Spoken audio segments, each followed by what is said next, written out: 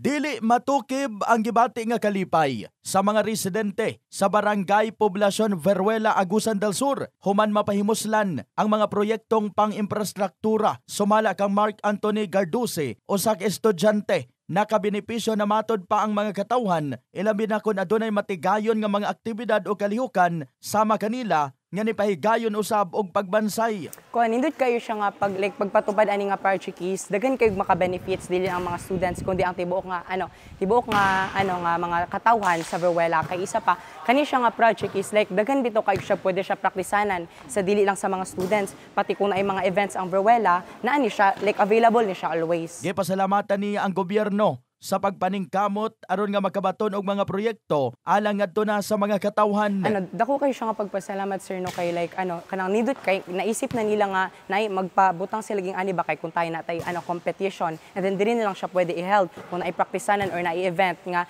pwede siya i-ano sa ubang lugar na available ni siya kay dako pud siya space. Gipadayag usab ni Kagawad Edwin Kimpan nahimo ang proyekto tungod sa ilang pagpaningkamot sama sa multipurpose building, Senior Citizens Building, Farm to Market Road o uban pa nga mga proyekto. Yes, although wala pa gani na turnover pero nakita nato sa mga hulagway sa mga kabatanunan nga dako gining tabang yun nga building no kay although nakita nato pud karon na notice nato ang municipal gym no so tungod kay na-construct pa nato ang ato ang munisipyo.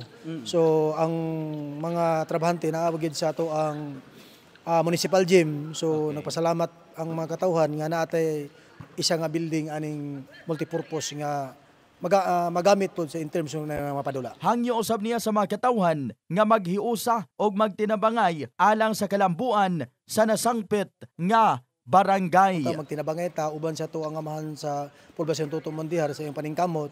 So nasuklian gini no. So di nato ang atong Kapitan Tutong Mondihar mayong tao.